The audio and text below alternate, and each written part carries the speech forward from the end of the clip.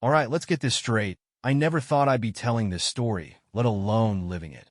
But 5 years later, the truth finally clawed its way to the surface. And now, here I am, putting it all out there. So grab a drink, because this one's a wild ride. I'm Ethan, 32 now, but when this nightmare started, I was 27. I grew up in a small town outside of Denver. The kind where everyone knows your name, your parents' business, and what you had for dinner last Thursday. My cousin, Logan, and I were basically brothers growing up. Our moms were sisters, and we spent every holiday, every summer, and every random Saturday together. We were inseparable. Logan was engaged to Natalie. She wasn't just some random girl. She was practically family. Her parents moved in next door to us when she was 10. And from that moment on, she was part of our tight-knit little world. We went through school together, suffered through terrible math teachers together, and I even taught her how to drive in my beat-up Toyota Corolla. So when Logan and Natalie finally got together in college, it was like the universe righting itself. Everyone expected it, and when they got engaged, our grandmother actually cried. Fast forward to the wedding day, June 8th, 2019. The venue was a nice little spot just outside of town. Nothing over the top, but classy enough that I had to drop a ridiculous amount of money on a navy blue suit I'd never wear again. I was one of Logan's groomsmen, standing alongside his college roommate, Tyler, and a few other guys. The morning was going fine. I was running around helping with last-minute setup, making sure everything was going smoothly because, hey, that's what you do when your cousin is getting married. And then my whole life detonated. 1 minute, I was showing an elderly couple where the bathrooms were. The next, Logan was charging at me like a linebacker on a mission to kill. Before I could even register what was happening, wham! First punch landed square on my jaw, and I saw actual stars. Turns out that's not just a thing people say. Logan wasn't just throwing a single punch and calling it a day. No, he was on a full-blown rampage, screaming at me between swings. How could you do this to me? I trusted you. I had no idea what the hell was happening. 1 second, I was helping guests, and the next, my cousin was trying to put me in the hospital. Tyler and a few of the other groomsmen had to physically drag him off me, but the damage was done. Blood was dripping down my face, my left eye was swelling shut, and I was pretty sure my nose was broken. My brand new, expensive suit? Ruined. The worst part? I had no idea why. I was sitting on the grass, trying to keep the blood from dripping into my mouth, when someone, maybe the venue manager, called for medical help. They wanted to call the cops, too, but I shook my head. Even through the blinding pain, I wasn't about to get Logan arrested. This was my cousin, my brother and all but blood. There had to be some kind of misunderstanding, right? The urgent care doctor had a different opinion. She kept asking me if I wanted to press charges while checking if my nose was broken. It wasn't, just badly bruised. As she handed me an ice pack that felt like it was made of solid concrete, my phone buzzed. It was a text from my dad. Just 6 words. Wedding's off. Clear your stuff out. What? I called him immediately. Straight to voicemail. Tried my mom. Same thing. My sister, Haley, wouldn't pick up either. Finally, my older brother, Marcus, answered, but all he said before hanging up was, "How could you do this to the family?" I was sitting there in urgent care, my face looking like I just lost a fight with a grizzly bear, and nobody in my family would tell me what was going on. The nurse kept glancing at me sympathetically, like I was some bar fight loser, while I kept trying to reach anyone who could explain what the hell just happened. Finally, I decided to drive to my parents' house. Probably not my smartest move. Turns out, driving with one eye swollen shut is like trying to navigate through a foggy windshield covered in mud. 10 tenths, do not recommend. When I pulled into my parents' driveway, every single family car was there. My dad's truck, my mom's SUV, Haley's little blue hatchback, Marcus's Ford. I walked inside, still wiping dried blood off my face, and every single conversation stopped the second they saw me. Mom gasped, "Oh my God, Ethan, what did Logan do to you?" Then, barely a second later, she followed it up with, "How could you do this to the family?" That was the moment I realized whatever was happening wasn't just some misunderstanding. Something big was going on, and I was at the center of it. I barely got the words out. What the hell is happening? Before Marcus stepped forward, arms crossed like some self-righteous executioner, and dropped the bomb that obliterated my life. You and Natalie have been having an affair. I actually laughed. Honest to God. Even with my face throbbing, I laughed. Because how else do you respond to something so absurd? Natalie, the girl I grew up with, the one who used to make fun of my bad haircuts, the one who called me her big brother in her college graduation speech, my supposed secret lover? Are you all out of your damn minds? I asked, still hoping this was some kind of sick joke. But no, they were serious. Dead serious. And they didn't just believe it. They knew it. Because apparently, the fact that Natalie and I had been close our entire lives was enough proof that we'd been sneaking around behind Logan's back. No texts, no photos, no evidence, just vibes. My dad, the man who had drilled honesty into me since childhood, looked at me with disappointment in his eyes. We trusted you. Haley, my baby sister who once begged me to teach her how to ride a bike, just shook her head. It's disgusting, Ethan. Marcus, who I had helped move apartments 3 times, threw a duffel bag at my feet. Get your stuff and get out. That was it. No trial. No questions. No chance to defend myself. Just a guilty verdict handed down by the people who were supposed to love me the most. And just like that, my entire world fell apart. After I left my parents' house, still trying to process the absurdity of what just happened, I drove back to my apartment. My head was spinning. My face was throbbing. My phone was blowing up with messages from extended family members, each one more condescending than the last. My landlord's wife, who was friends with my mom, gave me a look like I was some kind of home-wrecking scumbag. My favorite bar? Yeah. Suddenly I wasn't welcome there anymore. The life I had built in this town, it was crumbling beneath my feet. I needed a plan. And fast. First things first, I needed answers. I tried calling Natalie. Straight to voicemail. Texted her. No response. The silence was deafening. I had spent years thinking of her as a little sister, and now she was ghosting me like I was some stranger who had just ruined her life. By the next morning, my job was on the line too. I worked as a project manager for a mid-sized construction company, and guess who happened to be one of our major clients? Logan's uncle. That meant I walked into work Monday morning only to find that half of my projects had been reassigned. My boss wouldn't even look me in the eye when he told me I should consider taking a few weeks off to let things settle. Great. So now I was officially unemployed, publicly shamed, and still had no idea where these accusations had even come from. By midweek, my old life had completely crumbled. I had stopped going to my usual coffee shop because the barista, a girl I had chatted with every morning for 2 years, gave me a disgusted look when she handed me my latte. The gym? Yeah, I wasn't welcome there anymore either. Apparently, Logan's workout buddy had made sure of that. Even my dentist canceled my cleaning appointment because, as the receptionist awkwardly told me, we're making some changes to our schedule. I was being erased. And then, finally, Natalie called me. I picked up so fast I nearly dropped my phone. What the hell is going on? I asked the second I answered. She hesitated. Ethan, I can't talk long. Are you serious? Natalie, my entire life just got torched over something that never happened. You owe me an explanation. A long pause. Then, barely above a whisper, she said, I didn't start this. That made me pause. What do you mean? I didn't tell Logan we were having an affair because we weren't. Someone else did.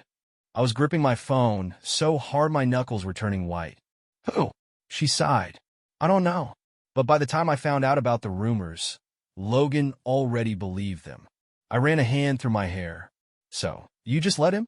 I tried to tell him the truth, but he wouldn't listen. He was already convinced. His mom, his friends, they all told him they saw the signs. And after what happened at the wedding, her voice cracked.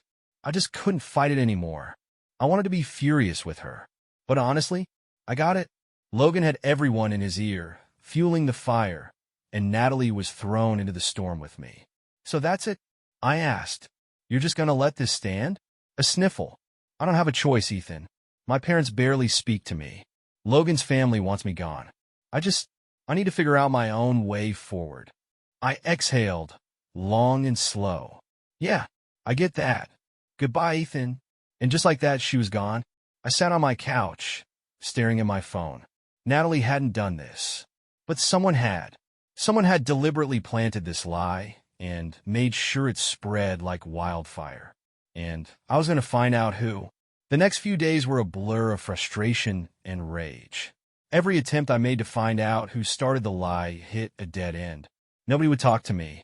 Nobody would even acknowledge my existence beyond a few side glances and muttered insults. But I wasn't going to let it go. If there was one thing I had left, it was my stubbornness. I started retracing the steps of that day, reaching out to people who had been at the wedding, trying to find a crack in the story. Unsurprisingly, most people ignored me. Some outright blocked my number. But then I got a response from Tyler, Logan's college roommate. I hadn't expected much from him. He had been one of Logan's closest friends, part of the crew that had dragged him off me when he lost his mind at the wedding. But when I texted him, he responded almost immediately. Meet me at Rusty's at 9. Can't talk over the phone. That was enough to get me moving. Rusty's was an old dive bar on the edge of town, the kind of place where nobody asked questions and everyone minded their business. I showed up 10 minutes early and found Tyler already waiting in a booth, nursing a whiskey. He looked uncomfortable. The guy had always been easygoing, cracking jokes at every opportunity. But tonight, he looked like someone carrying a guilty conscience. You look like hell, he said as I slid into the seat across from him. Gee, thanks, I muttered. So, what do you know? Tyler sighed, rubbing his hands together like he was trying to psych himself up. Listen, man. I didn't say anything before because, well, it was messy. But the more I think about it, the more I realize you got screwed. Yeah, I got that part. Who started it? He hesitated. Jessica. I blinked. Jessica who? Jessica, as in Logan's new wife. My stomach dropped. Logan had married a woman named Jessica about a year after the whole disaster. I had barely paid attention when I heard about it. Why would I? The guy had made it clear I was dead to him. But now, my mind was spinning. Why the hell would she start something like this? I demanded. Tyler took a long sip of his drink before answering. She had a thing for Logan way before the wedding, before he and Natalie were even engaged. But he never saw her that way. She was just some girl from his gym, you know? Always hovering around, always finding reasons to talk to him. Nobody thought much of it at the time. I clenched my fists under the table. And when Logan and Natalie got engaged, Jessica lost her damn mind. Started telling people she thought Natalie was bad for him, that she wasn't loyal. Then she started talking about you, about how you and Natalie were too close, about how she saw things nobody else saw. I exhaled sharply, feeling a white-hot anger rising in my chest. So you're telling me that Logan destroyed my life because some girl he barely knew had a crush on him? Pretty much. Tyler looked genuinely apologetic. At first, she just planted little doubts. But then, the week before the wedding, she told Logan she had proof. That she saw you and Natalie sneaking around. What proof? Tyler shrugged. None. That's the thing, she never actually showed him anything. Just kept saying she knew, and that he needed to open his eyes. And Logan? Man, he wanted to believe it. I think part of him was already insecure about how close you and Natalie were. He didn't need much convincing. I sat back, processing everything. 5 years. 5 years of being exiled, of being erased, of losing my entire world. And it all came down to one jealous, manipulative woman whispering lies into my cousin's ear. Why the hell are you telling me this now? I asked finally. Tyler sighed. Because I was wrong to stay quiet. And because, well, Logan's marriage is falling apart. I scoffed. Gee, shocking. Yeah, turns out marrying someone who thrives on manipulation isn't a great idea.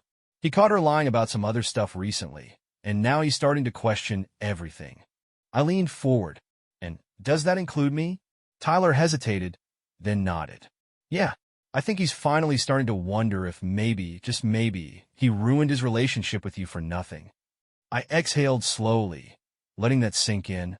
5 years too late, Logan was finally realizing the truth. But I wasn't sure I cared anymore. Knowing the truth didn't bring me peace. It brought me rage. 5 years. 5 years of being a pariah, of being treated like garbage, of losing everything I had ever known, over a lie, over some obsessed woman who wanted my cousin and was willing to burn my life to the ground to get him. And he just let it happen. They all did. But now, Logan's perfect little world was falling apart. And for the first time in years, I had power.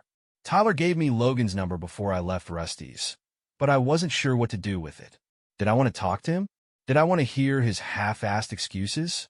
I spent 2 days staring at my phone, debating whether I should just delete his number or send him a message, so cutting that he'd never recover. And then he beat me to it. My phone buzzed at 11:30 at night. A simple text from Logan. I need to talk to you. I ignored it. I wasn't ready. I wasn't sure I would ever be ready. But then he texted again, the next morning. Please, man. I know I screwed up. No, that wasn't good enough. You don't get to shatter someone's life and just throw out a weak apology years later. But I had waited too long for this moment, so I finally responded, meet me at the diner on 8th noon. I didn't say please. I didn't owe him anything. I was already seated when Logan walked in. He looked different. Not in a dramatic way, but in a way that told me the last few years hadn't been kind to him. His hair was a little thinner, his posture a little more slouched. He looked exhausted. Good. He slid into the seat across from me, not quite meeting my eyes. The waitress came by, but neither of us ordered anything. The silence stretched until finally he spoke. I owe you an apology. I leaned back. That's an understatement. He sighed, rubbing his face. I was an idiot. I let her get in my head. I should have talked to you. I should have trusted you. But he exhaled, shaking his head. I was insecure. About Natalie. About everything. And when Jessica fed me those lies, I believed them because I wanted to. That was the part that stung the most. He wanted to believe I had betrayed him. It wasn't just Jessica whispering in his ear. It was his own insecurities, his own doubts. He had wanted a reason to turn on me. I folded my arms. You let your insecurities destroy my life. I know. His voice was barely above a whisper. And I don't expect you to forgive me. I needed to tell you that I know the truth now. That I'm sorry. He hesitated. That I miss you, man. I scoffed. You miss me? His jaw clenched. Yeah, I do. I let that sit for a moment before shaking my head. You don't get to miss me. You don't get to act like this was some unfortunate misunderstanding. You threw me away like I was nothing. My own family erased me because of you. He swallowed hard. I know. I should have felt satisfaction seeing him so broken, so guilty. But all I felt was exhaustion. I can't just pretend this never happened, I said finally. You made your choice. And now you have to live with it. His face fell, and for a split second, I saw the Logan I had grown up with. The kid who had been like a brother to me. But that kid was gone, replaced by a man I barely recognized. I get it, he said quietly. But if you ever, he stopped himself, shaking his head. Never mind. He stood up, hesitating for just a moment like he wanted to say something else. But in the end, he just walked out, leaving me sitting there with a hollow feeling in my chest. I had won. I had gotten the truth. I had watched Logan realize in real time that he had destroyed something he could never get back. And yet, it didn't feel like a victory. Logan walked out of that diner, and with him, so did any remaining ties to my past. I thought I'd feel relief, maybe even satisfaction. But all I felt was emptiness. A part of me had wanted him to fight harder, to try and make things right beyond just words. But what could he have done? Nothing could rewind the years I lost. I paid for my coffee and stepped outside, the Denver air crisp with the promise of winter. The past had tried to drag me back in, but I wasn't the same person anymore. I had built a life beyond the wreckage they left me in, and I wasn't about to let Logan's sudden enlightenment pull me under again. That night, I met up with Claire. She was one of the best things to happen to me since I left everything behind. We met at a trivia night a year ago, and she had this way of making me forget that I was once the town's biggest villain. She didn't ask about my past unless I wanted to talk about it, and for that, I was grateful. She noticed I was off before I even said a word. You look like you saw a ghost, she said, setting down her wine glass. Close enough, I admitted. Logan reached out. Her eyebrows shot up. And I sighed. He knows the truth now. He regrets everything. She studied me for a moment, then reached for my hand. And what do you want to do with that? I thought about it. About Logan. About my parents.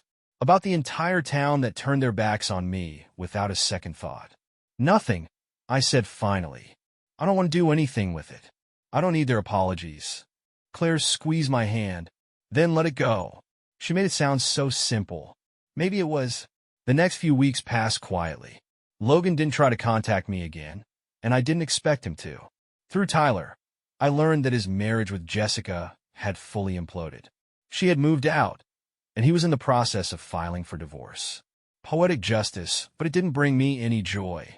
One day, I got a letter in the mail. No return address, but I recognized the handwriting instantly. It was my mom's. I stared at it for a long time before finally opening it. Ethan, I don't know if you'll ever forgive me, but I need you to know how sorry I am. We all failed you. I failed you. There hasn't been a single day where I haven't regretted what we did. I should have listened. I should have fought for you. But I didn't. And for that, I will never forgive myself. If you ever want to talk, the door is open. I love you, son. I read it twice, then folded it up and set it aside. I didn't know if I'd ever respond. Some wounds ran too deep. Instead of dwelling on it, I grabbed my phone and texted Claire. Dinner tonight? My treat. A few minutes later, she replied, only if you make that pasta I like. I chuckled to myself and started gathering the ingredients. Maybe I wasn't ready to forgive my past, but I was more than ready to embrace my future. And just like that, I moved on.